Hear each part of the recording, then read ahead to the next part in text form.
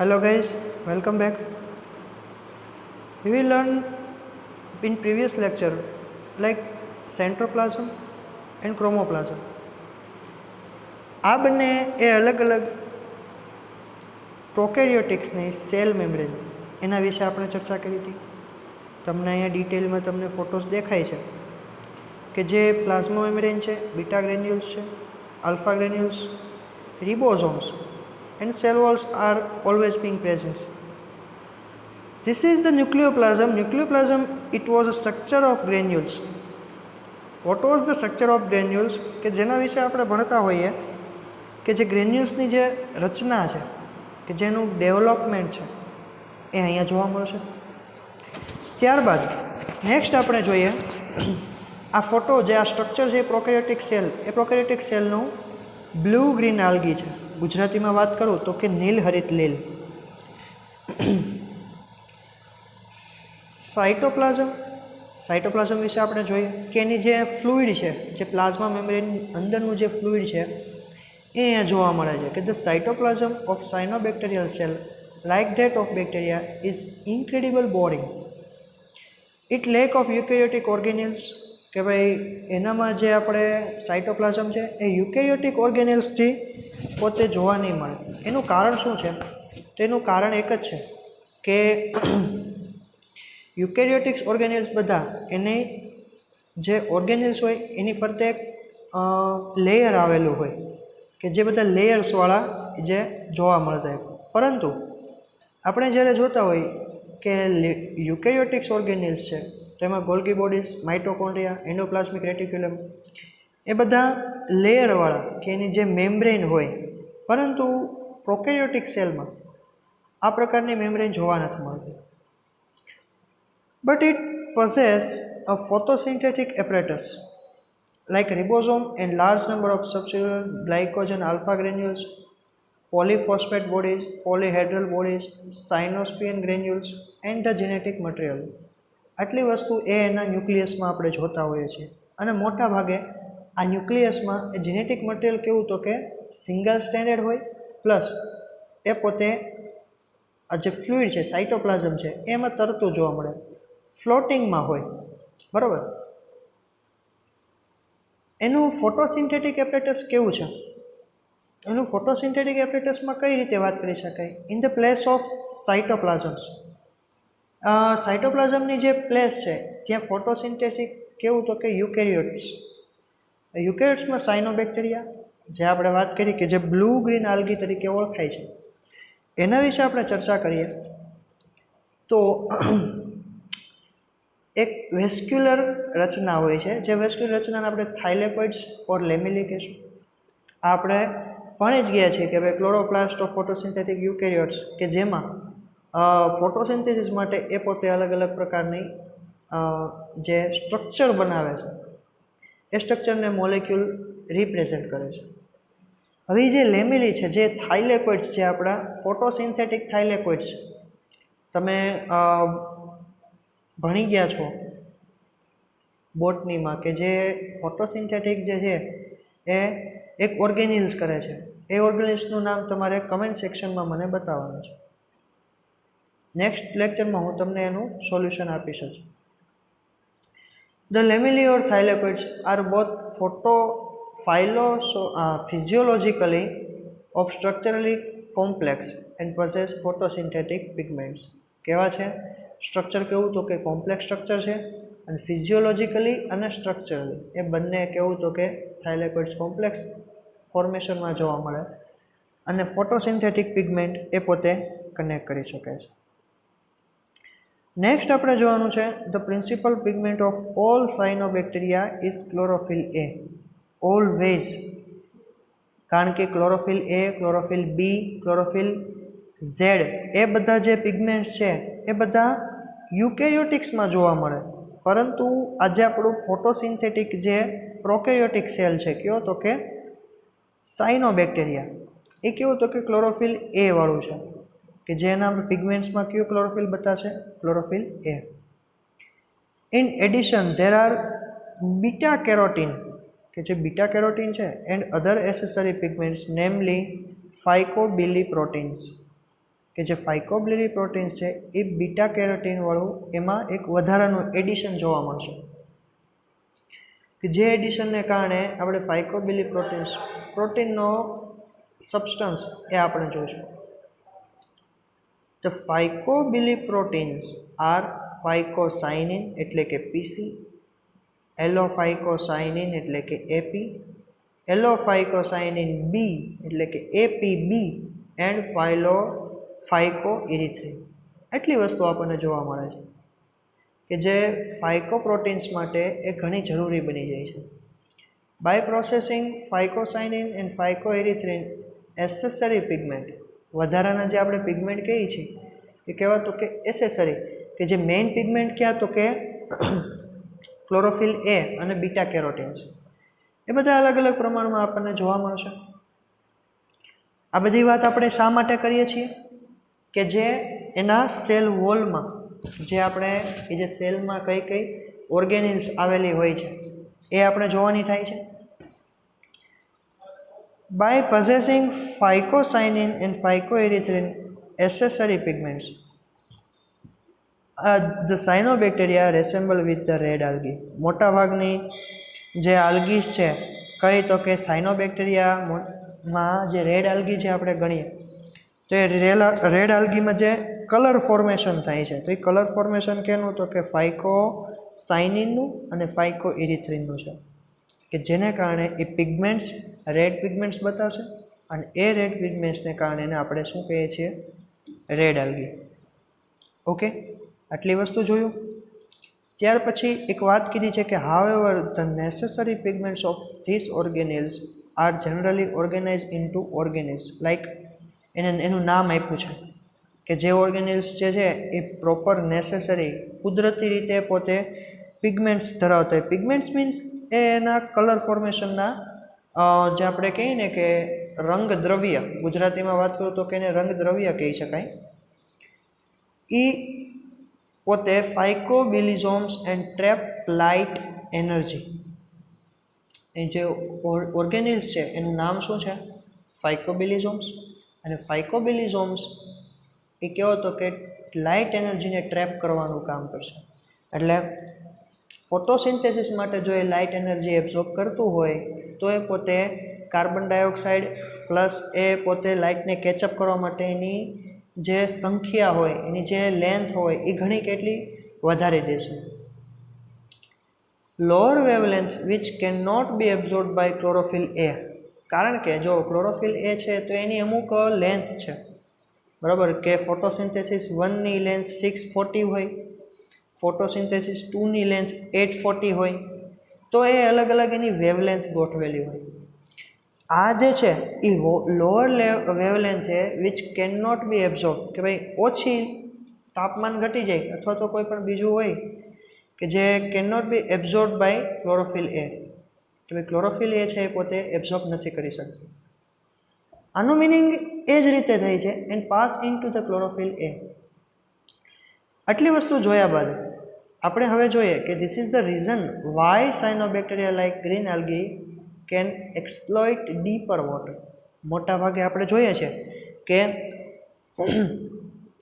Cyanobacteria છે એ ક્યાં તો કે ઊંડા વોટર્સમાં, એટલે કે આપણે માનો કે ઊંડા મહાસાગરો હોય છે કે જે ડીપ સી કહેવાય, બરાબર, કે જ્યાં સનલાઇટ પૂરી રીતે જોવા જ નથી મળતી. તો એ જો સનલાઇટ જોવા નહીં મળે તો ત્યાં એ પોતે ફોટોસિન્થેસિસ નહીં કરે, અને ફોટોસિન્થેસિસ નહીં કરે તો એને આપણે પ્લાન્ટ્સ કઈ રીતે કહી શકાય. પ્લાન્ટ્સ મીન્સ કે જે આપણે આલ્ગી કહીએ છીએ તો આલ્ગીનું પોતે એ રીતે છે. એટલા માટે થઈને એ આલ્ગીને આપણે બ્લુ ગ્રીન આલ્ગી કહીએ છીએ, એટલે કે ભૂરા કલરની આલ્ગી હોય છે. ત્યારબાદ રેડ આલ્ગીની વિશે પણ આપણે વાત કરેલી જ હતી. બીજું આપણે જોઈએ કે જે અલગ અલગ પ્રમાણે એ પોતે ક્લોરોફિલ સબસ્ટન્સ રાખે છે અને લોઅર વેવલેન્થે પણ એ પોતે એબ્ઝોર્બ્સ કરી શકે છે અથવા તો એ પોતે ફોટોસિન્થેસિસ કરી શકે છે, જે વસ્તુ આપણે આમાં જોવા મળે. ધીસ ઇઝ ધ રીઝન, આ જ રીઝનને કારણે quality illumination like quality and quantity સૌથી વધુ પ્રમાણમાં સાયનોબેક્ટેરિયા બ્લુ ગ્રીન આલ્ગી જે છે એ ક્યાં તો કે exploit deeper water and inappropriate for the photosynthetic plant. કે ભાઈ ફોટોસિન્થેટિક પ્લાન્ટ માટે પોતે કેવું છે તો કે જો એને ઇનએપ્રોપ્રિએટ કહી શકાય. કે ઇનએપ્રોપ્રિએટ મીન્સ કેવું કે પોતે જો માનો એ કોઈ આ બ્લુ ગ્રીન આલ્ગી છે, હવે એને આપણે કોઈ લોઅર છીછરા પાણીમાં આપણે એને ઉગાડીએ તો ત્યાં નહીં ઉગે, કારણ કે એને એક પ્રકારની કેપેસિટી મળી ગઈ છે કે ભાઈ એ પોતે લોઅર વેવલેન્થે જ પોતે પોતાનું વર્ક કરી શકે. આટલી વસ્તુ જોયા પછી આપણે જો તમને અહીંયા ફિગરમાં બતાવ્યું છે કે જે એનર્જી છે એ વેવલેન્થ ઉપર ડિપેન્ડેડ છે, અને એ વેવલેન્થને કારણે લાઈક 660 નેનોમીટર 680 નેનોમીટર ક્લોરોફિલ એ પોતે એલોફાઇકોસાઇનિન. આ તમારે ખાલી નોલેજ બાબતે છે કે ભાઈ ફાઇકોસાઇનિન અને ફાઇકોએરિથિન એ બધા પિગમેન્ટ છે એમાં જોવા મળે છે. બસ આટલી જ આ રચના આપણે જોવાની છે. નેક્સ્ટ આપણે જોઈએ રાઇબોસોમ્સ, કે જે તમે બધા ઓળખો છો રાઇબોસોમ્સને. રાઇબોસોમ્સ એ શું કરશે? This are the site of protein synthesis, કે જે પ્રોટીન સિન્થેસિસ માટેનું મેઇન વર્ક છે એ પોતે કરે છે. એ આપણને ખબર જ છે કે અલગ અલગ પ્રમાણમાં ફોટોસિન્થેસિસ વર્ક કરવું હોય તો એ આ પ્રકારની રચનાથી આપણને ખ્યાલ આવી જાય છે. સાયનોબેક્ટેરિયલ રિબોસોમ્સ, હવે તમને વાત કરી દઉં કે સાયનોબેક્ટેરિયલ કેવું છે? યુકેરિયોટિક્સ છે, અને યુકેરિયોટિક્સનું રિબોસોમ્સ ઓલવેઝ કેટલું હોય? 70s રાઇબોસોમ્સ, કે 30 + 50, બરાબર. હવે યુકેરિયોટિક્સ હોય તો જ એમાં કંઈક એવો પ્રશ્ન થશે કે એમાં 80s આપણે એડ કરીએ. બાકી આજે છે આઈડેન્ટિકલી જો પાછું એમાં એવું છે કે કોઈ એક્સટેન્શન પણ આવે. એક્સટેન્શન મીન્સ કોઈ અપવાદ પણ હોય કે એમાં રિબોસોમ્સના પ્રમાણ ઘણા વધારે પ્રમાણમાં જોવા મળતા હોય, બરાબર. પરંતુ મોટા ભાગે આદર્શ વસ્તુ આપણે માનવી હોય તો cytoplasm and are identical to those of bacteria is belong in 70s ribosomes. Always ખ્યાલ આવી ગયો તમને લોકોને? ગ્લાયકોજન જોઈએ.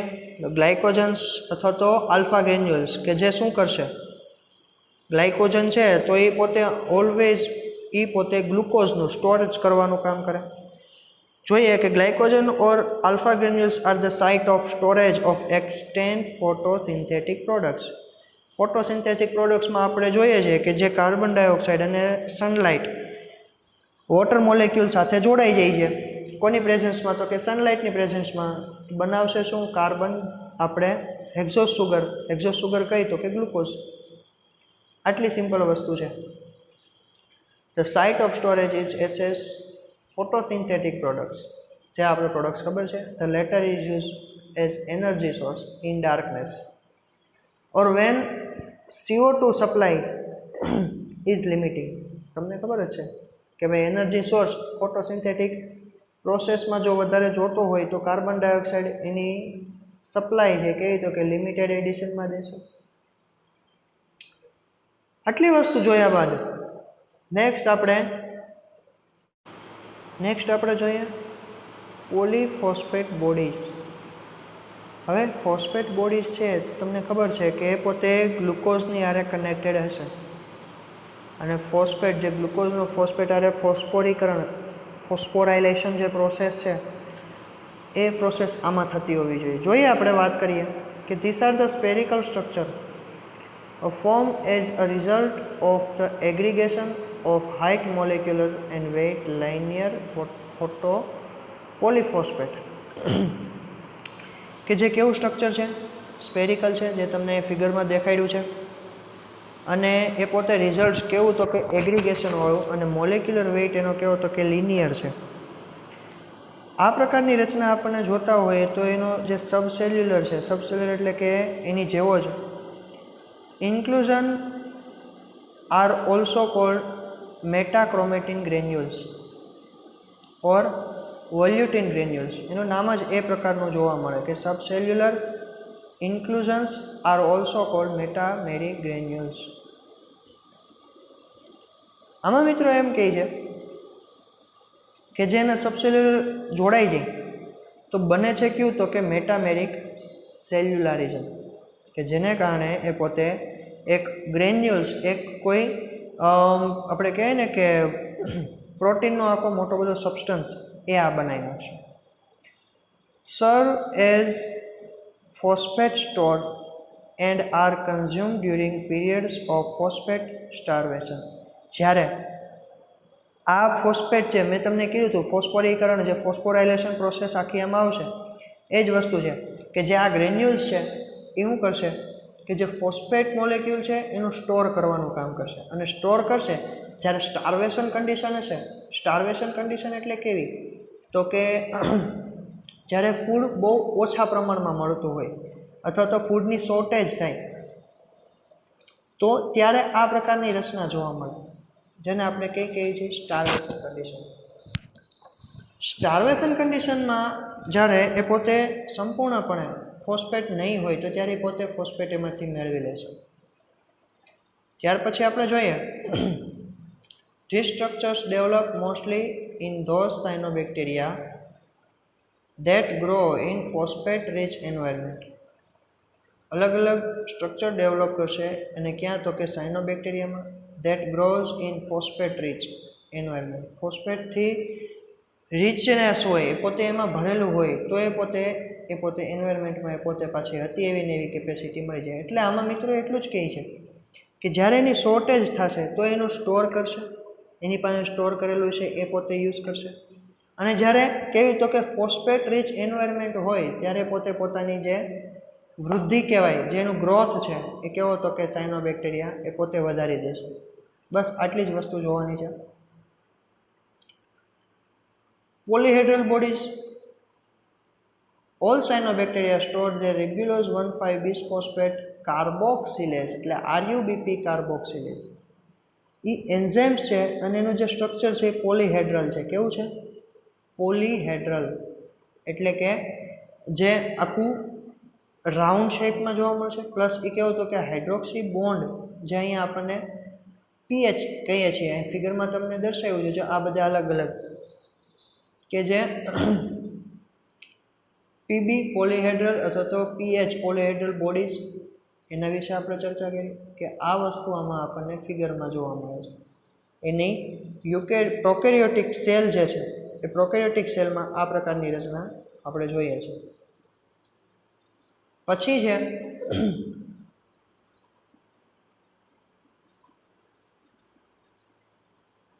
સાયનોફાઇસિન ગ્રેન્યુલ્સ. સાયનોબેક્ટેરિયા જે છે એ અમુક પ્રકારની રચના ધરાવે કે જે આપણે હમણાં જોયું કે ગ્રેન્યુલ્સ હતી, એક ફોસ્ફેટનું મોલેક્યુલ હતું. તો આ જે સાયનોફાઇસિન છે એ પોતે નાઇટ્રોજન બાબતે થઈને પોતે સ્ટોર કરવાનું કામ કરશે. કેવું? The cyanobacteria growing in nitrogen rich environment produce structures called cyanophycin granules. કોને રિચનેસ છે? કઈ રિચનેસ? તો કે nitrogen rich environment. That's called cyanophycin granules, which are made up of arginine and aspartic acid. હવે નાઇટ્રોજન રિચ પરફોર્મન્સ હોય અથવા nitrogen rich granules હોય તો આ જે ગ્રેન્યુલ્સ છે એ પોતે એમિનો એસિડ માટે કન્ઝપ હોવું જોઈએ.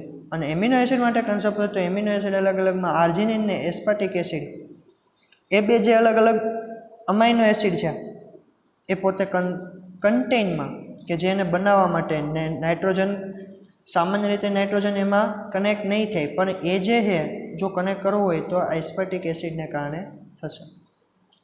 તો મિત્રો આજે અહીં સુધી રાખીએ. નેક્સ્ટ લેક્ચર આપણે પાછો જોઈએ.